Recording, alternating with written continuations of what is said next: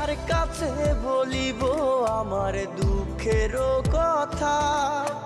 স্বপ্ন ভাঙা কত কঠিন, পাই না পূর্ণতা। আমি কার কাছে বলিব আমার দুঃখের কথা? স্বপ্ন ভাঙা কত কঠিন, পাই না পূর্ণতা। আমার চোখের জলে ভাসে নদীরে, আমি নিজেই নিজে একা কাঁদিরে।